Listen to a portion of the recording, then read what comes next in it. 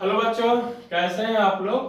तो हम लोग जो सेकंड कहानी था उसने कहा था चंद्रधर शर्मा गुलेरी का। तो लेखक परिचय हम लोग देख लिए। अब उसको हम लोग कहानी भी समझा दिया आपको दो भाग में करके। अब इसका सब्जेक्टिव आता है तो उसी को हम लोग सब्जेक्टिव को देखेंगे। तो चलिए हम लोग इससे जितने भी महत्वपूर्ण से ज्यादा मैं फालतू नहीं लिया हूँ, जितने भी महत्वपूर्ण क्वेश्चन है उसी को मैं उठाया हूँ। कहानी समझा दिया, लेखक परिचय समझा दिया, इतना समझा दिया होगा तो आवेगा तो आप सब पूरा लिख लीजिएगा। लेकिन जो महत्वपूर्ण अति महत्वपूर्ण क्वेश्चन है उसको मैंने लिया है। चलिए 14 से 13 से 14 क्वेश्चन है उसको हम लोग करते हैं, फिर हम लोग आगे बढ़ेंगे। चलिए देखते हैं हम लोग। चलिए आगे इसको बढ़ाते हैं, फिर देखते हैं जरा सा। घर में जब बच्चा रहता है ना तो ढब्बर ढब्बर देखे ना कर रहा है उसको। यदि घर में बच्चे हैं तो हल्ला तो करेंगे। अभी दो बच्चे वो स्कूल चल जाते हैं तो एकदम शांत रहता है। अभी घर में जैसे छुट्टी हो जाता है तो लोग एकदम तहलका मचाया हो जाता है। और छोटा वाला का तो एकदम वो गाना भी एकदम पूरा रेकी लगा दिया, एक या दो तीन गाना गाता है। एक आशीष यादव है, उसका एक सॉन्ग आता है, वो कौन सा सॉन्ग है, बहुत फेमस गाना है उसका, यरवा भारती पठानवा में। वो तो एकदम रेगुलर गाता है, कहीं भी जा चल जाएगा। तो छोटा वाला मेरा बच्चा विष्णु है, कहीं पर भी वो शुरू हो जाएगा गाना गा देगा। एगो उसी का एक और गाना है, रखियां बना के नौकरवा वाला, और वो एकदम रेगुलर उसको रट लगाए हुए हैं। तो एकदम उसको रेगुलर वो गाना गाएगा, ये जो अभी आएगा तो वो गाना शुरू कर देगा, एकदम रेगुलर वो गाना गाता है। तो चलिए हम लोग शुरू करते हैं। इसका जो सब्जेक्टिव है, पहला क्वेश्चन से सब्जेक्टिव शुरू करते हैं। क्या कह रहा कि लहना सिंह का परिचय अपने शब्दों में दीजिए। अभी देखिए लहना सिंह का परिचय आप लोग अपने से भी लिख सकते हैं, कहानी यदि पढ़ लिए तो लहना सिंह का परिचय लिखने में कोई दिक्कत नहीं है। लेकिन लहना सिंह को हम ऐसे लिख, लहना सिंह ब्रिटिश सेना का एक सिख जमादार था। वह किस में था, जिस समय भारत आजाद नहीं हुआ था तो वह किस समय था, ब्रिटिश सेना का एक सिख जमादार था। वह भारत से दूर विदेश फ्रांस में जर्मन की सेना के विरुद्ध क्या कर रहा था, युद्ध करने के लिए भेजा गया। तो वह भारत में नहीं था। तब तो कहता है कि हमारी मेम ने कौन बोलता है, वजीर सिंह या बोधा सिंह बोलता है कि हमारी मेम कपड़ा बनाकर भेज रही है। तो लहना सिंह कहता है इसकी मेम कोई भेज नहीं रही है, ये कथा सिर्फ इसकी मेम की कथा है, इसको कोई भेज नहीं रहा है। वही कहता है कि हम अपने देश के लिए, तुम लोग हमारे देश के लिए लड़ने के लिए आए हो। कौन बोलती है, फ्रांस की मेम बोलती है। तो लहना सिंह कौन था, ब्रिटिश सेना का एक सिख जमादार था।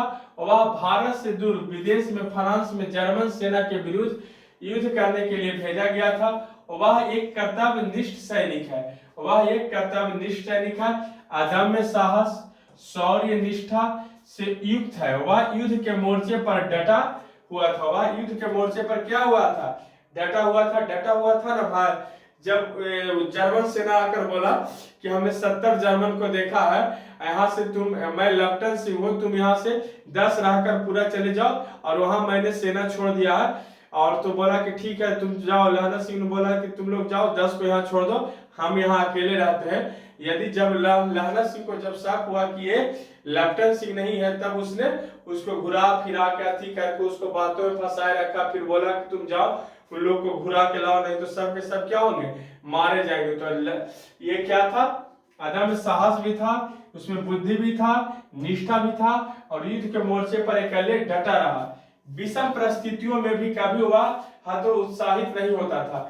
जब विषम परिस्थिति भी आ गया तो उसने कभी भी हतोत्साहित मतलब घबराया नहीं।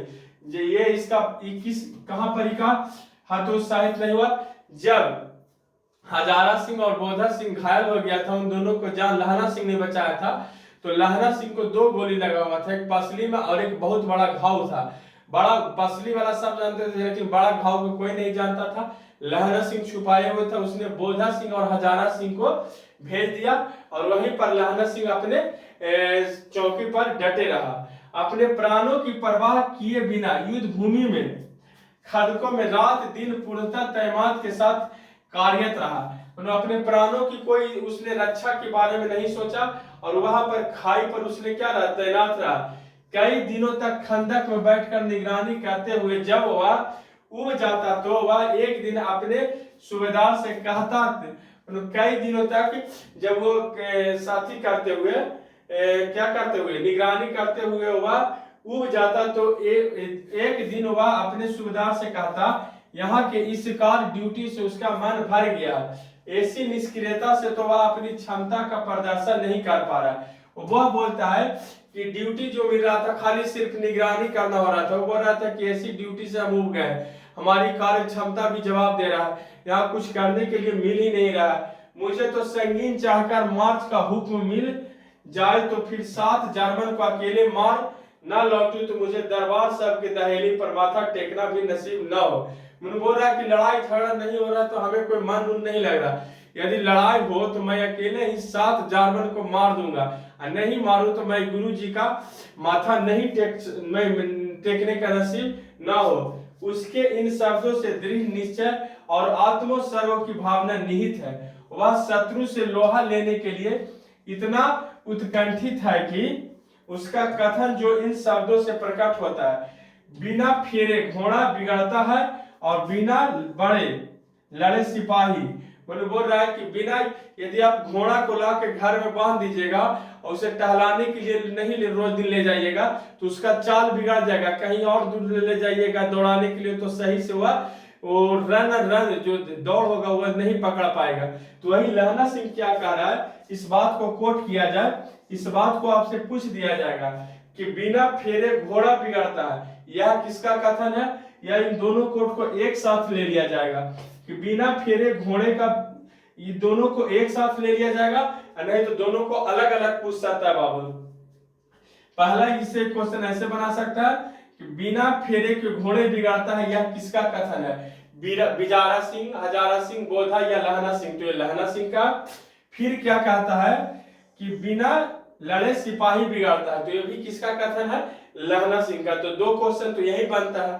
तो यही सब ध्यान रखना, शत्रु की हर चाल को विफल करने की अपूर्व क्षमता एवं दूरदर्शिता भी उसमें था। शत्रु की हर चाल को विफल करने की और अपूर्व क्षमता, उसमें दूरदर्शिता था। यही लहना सिंह का इतना शब्दों में परिचय है। चलिए अब हम क्वेश्चन नंबर 2 को देखते हैं। उसके जीवन का एक दूसरा नहीं दर्शाओ मुझे, उसके जीवन का एक दूसरा पहलू भी है, उसकी मानवीय संवेदना, वचनबद्ध तथा प्रेम। अपनी किशोरावस्था में एक बालिका के प्रति उसका अभिव्यक्त प्रेम था। कालांतर में वह सेना में भर्ती हो गया तथा संयोगवश उससे यह ज्ञात हुआ कि वह बालिका अब सूबेदार की पत्नी है। अरे भाई साहब, जिस लड़की से वह मिला था, हमें लगा था कि हम उस समय नहीं बताए थे, जिस लड़की से वह दुकान पर मिला था भाई साहब, कि वह लड़की से पूछता था कि तेरी कुड़माई हो गई है क्या? तो लड़की ने बार बार उसको हंसकर बोलती थी कि धत धत। एक दिन उसने बोल दिया कि हाँ मेरी कुड़माई हो गई है, तब लहना सिंह गुस्सा हो गया था और अनेकों काम बिगाड़ दिया था। लेकिन जब लहना सिंह अफसर में भर्ती हो गया तो सूबेदार उसको बोला कि जब तुम, लहना सिंह को यह पता नहीं था कि वो लड़की का शादी हमारे सूबेदार से हो गया है। लेकिन जब लहना सिंह को सूबेदार ने बोला कि जब तुम जाओगे ना तो मेरे घर से होते जाना, तो जब उसका घर, लहना सिंह घर जाता था मामा के घर, तो उसके सरदार, उसके सूबेदार का घर उसी के रास्ते में पड़ता था। लेकिन हुआ क्या कि जब वो गया तो सूबेदार के यहाँ गया तो लड़की क्या बोलती है, सूबेदार बोलता है कि सूबेदारनी तुमसे मिलना चाहती है और तुमको जानती भी है। लेकिन लहना सिंह बोला कि अरे यार ये कैसे मुझे जानती है, क्वार्टर में भी वो नहीं आई है, क्वार्टर में भी हम लोग साथ नहीं रहे, तब कैसे जानती है? तो उसी समय कहानी में हम आपको बताए थे कि सरदारनी बोली कि हम दोनों का तो मिलन कुछ नहीं हो पाया, लेकिन भगवान ने हमको 2 चीज दिया है, एक बेटा और एक पति दिया है। ये बोधा तो हुआ, उसके पीछे 4 बच्चे हुए, तीनों मर गए, बोधा बचा। तो यही मैं भिक्षा में तुमसे मांगती हूँ, जिस तरह से तुमने मुझे दुकान तक घोड़े से बचाया था और वहां पर बचाकर मुझे दुकान भी बैठा दिया था, उसी तरह से तुम बोधा सिंह और हजारा सिंह को मैं तुम्हें अपनी आंचल में भिक्षा मांगती हूँ, इन दोनों की प्राणों की उसी तरह से रक्षा करना। तो वही लड़की इनका संयोगवश से सूबेदार की पत्नी हो गई और अपने पति और फौज में भर्ती उसके अपने एक पुत्र की रक्षा का वचन लहना सिंह को लिया था। मनु, अब ये कहिए कि जो लहना सिंह ने जिस लड़की से प्रेम जताया वो उनकी सूबेदार की पत्नी हो गई। जब भेंट हुआ तो उनकी जो प्रेमिका थी, उन्होंने लहना सिंह से क्या मांग लिया कि हमारे पति और बेटे का एकमात्र पुत्र है, उसका रक्षा करना। बट लहना सिंह ने कहा था कि मैं अपनी प्राणों की आहुति देकर इन दोनों की क्या करूंगा, रक्षा करूंगा। और जिसका पालन लहना सिंह ने अपने प्राणों की बाजी लगाकर किया, यह उसकी कर्तव्य निष्ठा तथा कर्तव्य प्राणता तथा वचन का पालन करने का उत्कृष्ट उदाहरण है। लहना सिंह ने जो सूबेदारनी को जो वचन दिया था, उसको उसने क्या किया, अपने प्राणों की बाजी लगाकर उसको पूरा किया। तभी तो लहना सिंह ने बोला था हजारा सिंह को कि तुम सूबेदारनी को लिख देना और मेरा मत्था टेकना और कहना कि जो सूबेदारनी ने कहा था उसको मैंने पूरा किया, और अब मैंने उसको पूरा किया तो सूबेदारनी जरूर समझ जाएगी।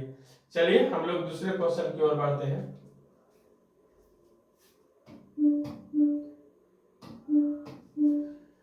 उसने कहा था कहानी पहली बार कब प्रकाशित हुई थी? उसने कहा था कहानी पहली बार कब प्रकाशित हुई?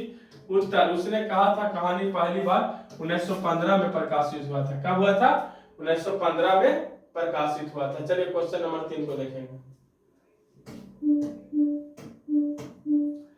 उसने कहा था कहानी में किसने किससे क्या कहा था?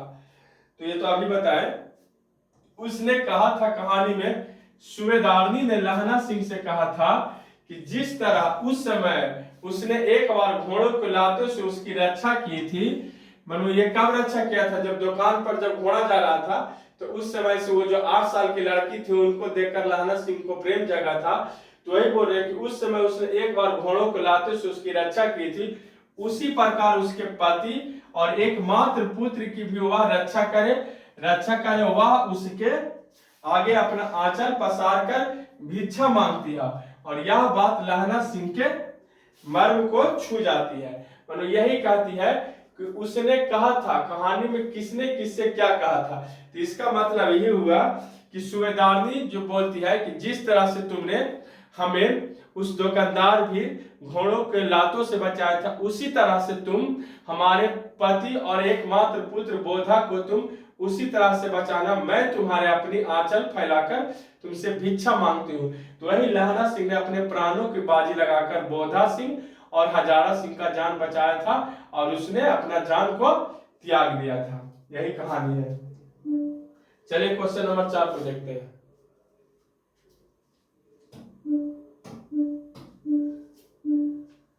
क्वेश्चन नंबर 4 क्या कह रहा है कि कहानी का शीर्षक उसने कहा था सबसे सटीक शीर्षक है।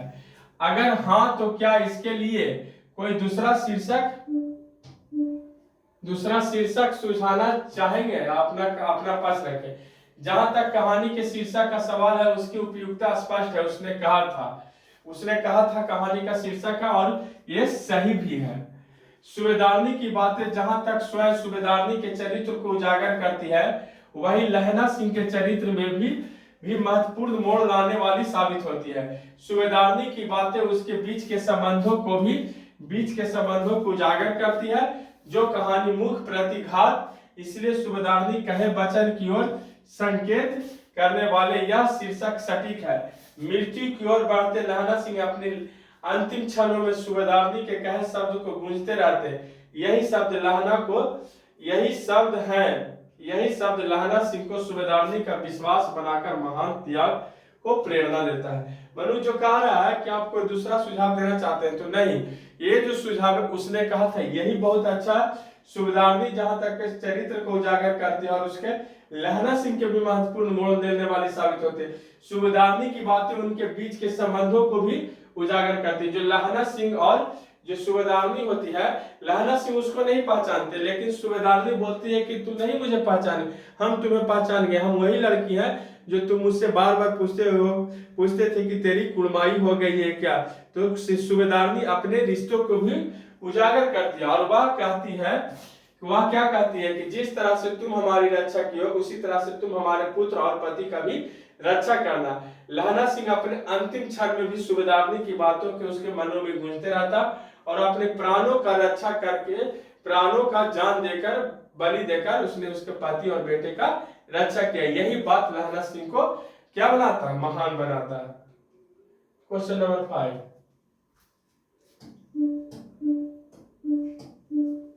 उसने कहा था कहानी का केंद्रीय भाव क्या है, वर्णन करें। उसने कहा था प्रथम विश्व युद्ध की पृष्ठभूमि में लिखी गई थी।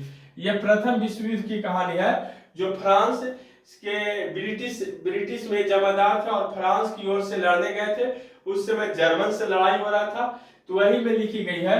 गुलेरी जी ने लहना सिंह और सूबेदारनी के मध्यम में मानवीय संबंधों का नया रूप प्रस्तुत किया है। उन्होंने गुलेरी जी जो है चंद्रधर शर्मा गुलेरी है, तो उन्होंने लहना सिंह और सूबेदारनी का जो प्रेम, मानवीय प्रेम हुआ था, उसी का नया रूप प्रस्तुत किया है।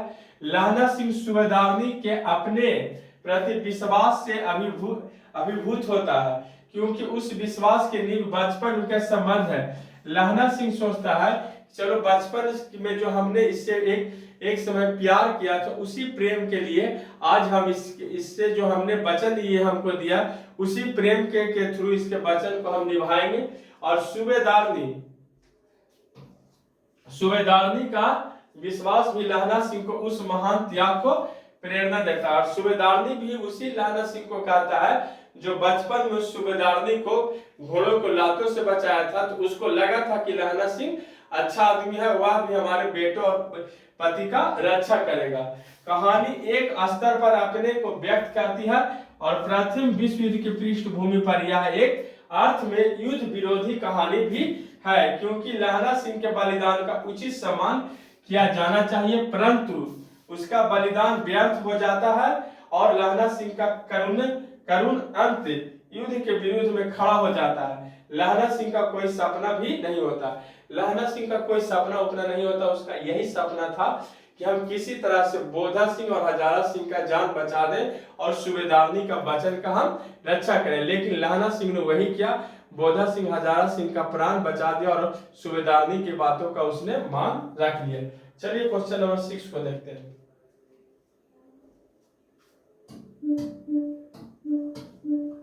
लहना सिंह के प्रेम के बारे में लिखिए। लहना सिंह के प्रेम। लहना सिंह अपनी किशोर अवस्था में एक अनजान लड़की के प्रति आसक्त हुए, किंतु वह अपने उससे प्रणय सूत्र में नहीं बांध सका। वो बार बार बेचारा पूछता था, लड़की बोलती थी कि धत, और वो कह के भाग जाती थी। एक दिन लड़की बोल दी कि हाँ शादी हो गया, लहना सिंह ने उसके पीछा ही छोड़ दिया। कालांतर में उस लड़की का विवाह सेना में कार्यरत एक सूबेदार से हो गया और उस लड़की का विवाह किससे हो गया? जो लहना सिंह का सूबेदार था, उसी से उसका विवाह हो गया। लहना सिंह भी सेना में भर्ती हो गया था। अचानक अनेक वर्षों के बाद उसे ज्ञात हुआ कि सूबेदारनी वही लड़की है जिससे उसने कभी प्रेम किया था। अचानक जब वो सूबेदार उसको बोलता है कि तुम हमारे घर आना, सूबेदारनी तुमको जानती है और तुमको क्या करती है, पैर दर्द कर रहा, 3 क्लास 4 क्लास हो गया, पूरा पैर कस के दर्द कर रहा है। तो बोलती है क्या कि सूबेदारनी तुमको जानती है, तुम सूबेदारनी जब मेरे घर आना तो सूबेदारनी से मिलना। तो वही लहना सिंह उस समय उसको नहीं पहचानते, लेकिन सूबेदारनी बोलती है कि मैं वही लड़की हूँ जो तुम जिसको पूछते थे क्या कि तेरी कुड़माई हो गई है। तो उसी लड़की से क्या करता था? प्रेम करता था, जिससे कभी प्रेम किया था। सूबेदारनी ने उससे निवेदन किया कि वह उसके पति सेना में भर्ती एकमात्र पुत्र बोधा की भी रक्षा करेगा। लहना ने कहा था कि उस वचन को निभाएगा और अपने प्राणों के बलिदान करके उसे अपनी प्रतिज्ञा का पालन किया, और यही उसका वास्तविक प्रेम था। अभी देखते हैं फिल्मों में भी देखा जाता है कि जो प्रेम करता है तो उसको नहीं मिलता है। फिल्म की बात है, ऐसे साला कौन करता है जी कि मानो हम किसी लड़की से प्रेम किए और लड़की से हमको शादी नहीं हुआ और उसका पति और बेटा है और हमको कहीं मानो हमारे साथ काम कर रहा है, कहा देखा कि अब हमारा भी शादी बच्चा हो जाएगा, और वो कहीं मिले, बाई चांस हम उससे मिल ले जिससे हम प्रेम किए हैं, उससे हमारा शादी नहीं हुआ, बाई चांस वो हमको मिल जाए कहीं पर, बोलेगा कि जहाँ ऑफिस में काम कर रहे हो उस ऑफिस में मेरा पति है, उसको रक्षा करना, तो हम उसको क्या कहेंगे कि हाँ हम अपना प्राण की रक्षा देके करेंगे। एक तो साला छोड़ के भाग गया, अब उसके चलते हम अपना परिवार को भी खत्म कर दे, हम मर जाए उसको उसका पति के बचा ले। लेकिन लहना सिंह थे जिन्होंने वैसा किया। वो अपने प्रेमिका की बातों को अमर कर दिया, उनकी बातों को अपने माथे के सराखों पर रख लिया और अपनी प्राणों की बलिदान देकर क्या कर दिए? उनके बेटे और पति को बचाया, यही उनका वास्तविक प्रेम था। लेकिन अब वैसा नहीं होगा भाई, कोई अपना परिवार देखेगा कि साला वो प्रेमिका के पति को बचाएगा, प्रेमिका को पति को बचाएगा तो इधर वो मर जाएगा, तो उसका पत्नी किसी के साथ भाग जाएगा, बेटा उसका परवरिश बिगड़ जाएगा। ये सब अब नहीं होगा, पहले जो हो गया था जो हो गया, अब नहीं होगा भाई। चलिए क्वेश्चन नंबर 7, ये सब करना भी नहीं। यदि कोई को लगे कि साला हमारा पहला वाला प्रेम लौट गया है, वो लौटता उठता नहीं है, वो जिसके साथ सेट हो गया उसी का हो गया। चलिए क्वेश्चन नंबर 7,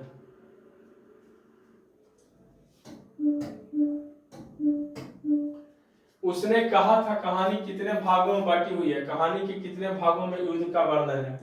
उसने कहा था कहानी 5 भागों में बांटी हुई है, कितने भागों में, 5 भागों में बांटी हुई, और इस कहानी में 3 भाग में युद्ध का वर्णन है। कितने भाग में, 3 भाग में युद्ध का वर्णन है। द्वितीय, तृतीय तथा चतुर्थ भाग में युद्ध का दृश्य है। पहला भाग में उनका प्रेम कहानी वाला होगा, और द्वितीय, तृतीय और चतुर्थ जो दृश्य है वह युद्ध का वर्णन है। तो यहीं पर देखिए कहेगा कि यह कहानी कितने भागों में बांटी है, तो 5 भागों में। क्वेश्चन, इस कहानी की इस पूरी कहानी का 3 भागों में युद्ध का वर्णन है। पूछ देगा कि इस कहानी का कितना भागों में युद्ध का वर्णन है, तो 3 भागों में। कौन कौन में है भाई, तो द्वितीय, तृतीय और चतुर्थ भागों में युद्ध का दृश्य। यही ऑब्जेक्टिव क्या होता है, यही तो ऑब्जेक्टिव होता है। तो आदमी को समझना चाहिए। हम आपको लेखक परिचय पढ़ा दिए, कहानी पढ़ा दिए, आपको सब्जेक्टिव करा रहे हैं, तो कहिएगा तो ऑब्जेक्टिव भी करा देंगे। इतना के बाद भी यदि क्वेश्चन छूट जाना तो मेरे पर भी एक कथी है कि पढ़ाने का कोई फायदा नहीं है। हाँ, बशर्ते आप मैंने जितना करवाया सब चीज को आपको कर लेना चाहिए। क्वेश्चन नंबर 8, क्वेश्चन नंबर 8 क्या कर रहा है, कहानी के पात्रों की एक सूची तैयार करें। कहानी का मुख्य पात्र लहना सिंह है, जो लहना सिंह है, इसके इर्द गिर्द कहानी का घटनाक्रम घूर रहा है। उसके अतिरिक्त अन्य पात्र निम्नलिखित है। एक बालिका जिसकी भेंट कभी किशोरावस्था में लहना सिंह से हुई थी, वह कालांतर में उसका विवाह सूबेदार हजारा सिंह के साथ हो जाता है। लहना सिंह कहानी का मुख्य पात्र है, हजारा सिंह सूबेदार है, बोधा हजारा सिंह का पुत्र है, लेफ्टिनेंट सेना का एक उच्च अधिकारी है, और वजीरा सिंह एक सैनिक है। यही कहानी का मुख्य पात्र है। कौन है, लहना सिंह मेन कहानी का पात्र है। एक किशोरावस्था में एक लड़की मिली थी जो कालांतर में आगे चल के क्या हो गई, वह सूबेदार की पत्नी हो गई। हजारा सिंह सूबेदार है, बोधा हजारा सिंह का बेटा है, लेफ्टिनेंट सिंह उच्च अधिकारी है, और वजीरा सिंह एक सैनिक है। यही मुख्य पात्र है। चलिए क्वेश्चन नंबर 9 देखते हैं।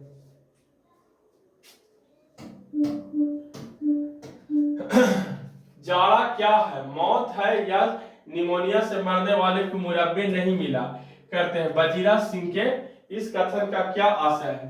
वजीरा सिंह जो पर्यटन का विदूषक है, लहना सिंह को कहता है कि अपने स्वास्थ्य की रक्षा करो, जाड़ा की ठंड मौत का कारण बन सकती है, मरने के बाद कुछ प्राप्त होने वाला नहीं है।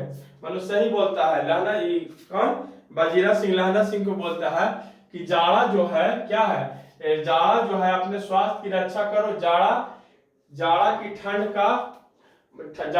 ठंड मौत का कारण बन सकते हैं, और मरने के बाद किसी को कुछ नहीं मिलता। वो शायद समझा रहा होगा, जब सुनाया होगा लहना सिंह सुनाया होगा अपना प्रेम कहानी। कह रहे जानते हो जो लड़कियां से हम बच्चा में मिले थे और उससे पूछते थे, साला वो निकल गया, कौन जानते हो, सूबेदार साहब की पत्नी निकल गई। अब वो हमको कहा कि भेजिए, कौजी जानते हो कि हमारा पति और बेटवा की रक्षा करना, तो उसी को रक्षा करने के लिए चाहे जो भी हो जाए, सारा जो हो जाए, दुनिया इधर से उधर हो जाए, मार काट हो जाए, बाकी हमारा प्राण जाए तो जाए, बाकी इन दोनों को बचाना है। कहा कि हम उससे प्रेम करते थे और उसकी प्रेम की रक्षा के लिए क्या करना, हमको उसके लिए प्राण भी देना पड़े तो दे दे। तो वही कह रहा हूँ, शायद चुस्की लेता होगा, कौन, वजीरा सिंह चुस्की लेता होगा कि अरे भाई जाड़ा जो है मौत का कारण बन जाता है, और मरने के बाद तुम्हें कुछ प्राप्त नहीं होगा, मरने वाले को कुछ नहीं प्राप्त होगा। यदि निमोनिया से तुम्हारी मृत्यु हो जाती है तो तुम्हें मुरब्बा भी अथवा अन्य स्वादिष्ट वस्तुएं नहीं मिलेगी, मर जाओगे तो कुछ भी नहीं मिलेगा, जीवन का सुख फिर कहाँ नहीं मिलेगा। मर जाने के बाद वो बोल रहा है कि जीवन का सुख नहीं मिलेगा, साथ ही तुम अपने अस्तित्व को इस प्रकार समाप्त कर दोगे, अर्थात मृत्यु अंतिम सच्चाई है। बोल रहा है कि तुम अपने अस्तित्व को इसी तरह से खत्म कर दोगे, और जब मरना तो सबको एक दिन है, लेकिन हम उसको लिए क्या करेंगे, रक्षा करेंगे पहले, मरना सो तो सबको एक दिन है। क्वेश्चन नंबर 10,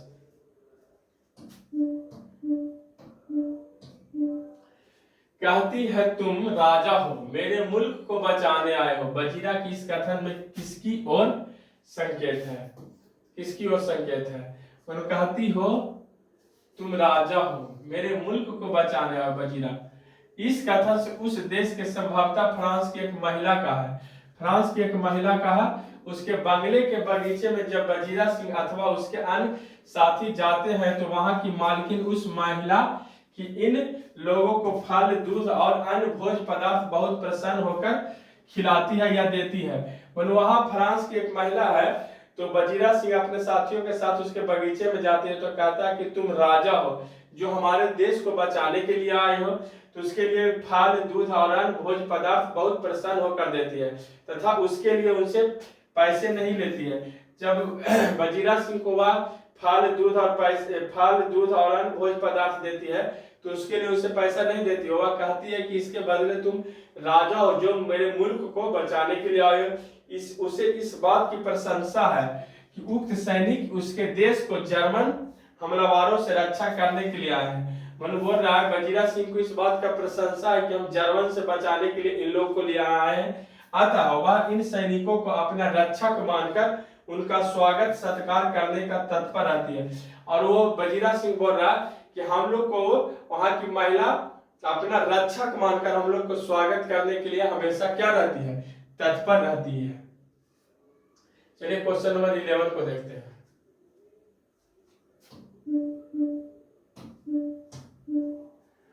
कहती है तुम राजा हो, अरे क्वेश्चन नंबर 11 की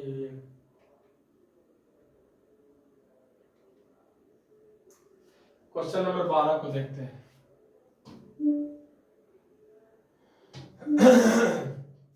लाहना के गांव में आया तुर्की मौलवी क्या कहता था?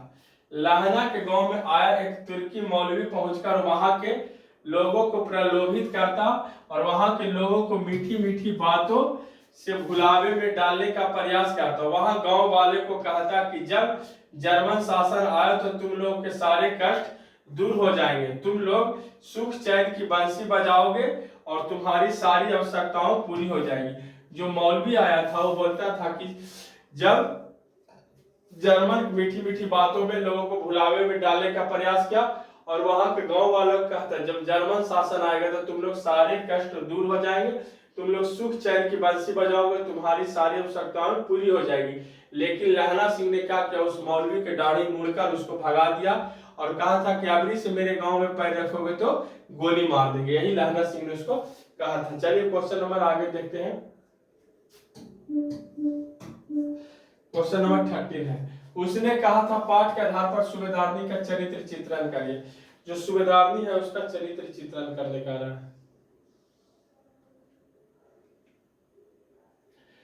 सूबेदारनी कहानी में सिर्फ 2 बार आती है, एक बार जो आराम में और दूसरी बार कहानी के अंतिम भाग में लहना सिंह के स्मृतियों में।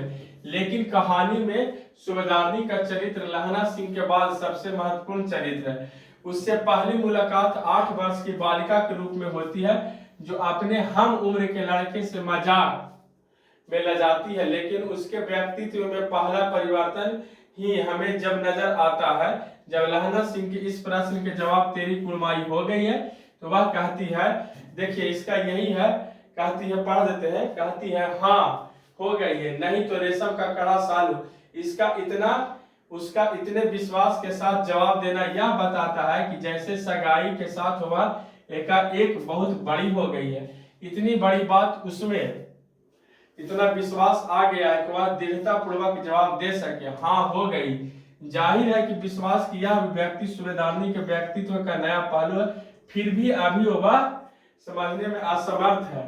कुड़माई का अर्थ क्या, इसलिए लड़की होने के कारण अपनी भावनाओं को तो वह व्यक्त नहीं करती, इसलिए ऐसा नहीं लगता कि कुड़माई का उस पर भी वैसा ही आघात लगा हुआ जैसे लहना सिंह पर लगा था।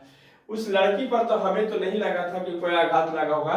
यदि आघात लगता उस समय शायद वह लहना सिंह से प्रेम करती तो लहना सिंह को थोड़े बोलता कि हाँ हमारी कुलमाई हो गई, जैसे रेशम के सालू लगे हुए हैं। उस बात को तो लड़की का कोई अफसोस नहीं था, बाकी लहना सिंह को ऐसा लगा, भाई साहब इतना गुस्सा हुआ कि एक लड़का को मोरी में ढकेल दिया, गोभी वाला को ढकेल दिया, दही वाला को ढकेल दिया, और गुस्सा में जा रहा था जब घर के लिए रास्ता लिया तो एक वैष्णवी नाम की लड़की नहा कर आ रही थी, उससे टकरा गया।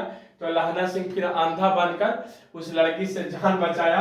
तो वही है, किंतु लहना सिंह के साथ उसके संबंध कितने गहरे थे इसका एहसास कहानी में सूबेदारनी के माध्यम से होता है। 8 साल की नादान सी उम्र में जिस लड़के से उसका मजाक का संबंध बना था वह 25 साल बाद भी उसके मन में मस्तिष्क में से नहीं निकल पाए, जबकि इस दौरान वह किसी और की पत्नी बन चुकी थी। उसका घर परिवार बस गया था, जवान बेटा था, और जैसे कि कहानी स्पष्ट होता है कि वह अपने घर परिवार की सुखी और प्रसन्न थी। लेकिन 25 साल बाद भी जब वह लहना सिंह उसके सामने आता है तो वह उसे तत्काल पहचान जाती है। न केवल पहचान जाती है बल्कि उसके बचपन के संबंधों को बलों पर उसे विश्वास है कि अगर वह लहना सिंह को कुछ करने को कहेगी तो वह कभी इनकार नहीं करेगा। निश्चय ही यह विश्वास उसके अंदर लहना सिंह के व्यक्तित्व से नहीं पैदा करता है। बलू बोल रहा है, राइटर कह रहा है कि वो 25 साल पहले जो बच्ची थी उसको लगा था कि लहना सिंह से प्रेम, उसका प्रेम अभी तक नहीं गया। जब लहना सिंह उसके सामने आया तो वह तुरंत लहना सिंह को पहचान जाती है और उसको विश्वास होता है कि लहना सिंह को यदि हम कह देंगे तो वह मेरा बात को नहीं टालेगा।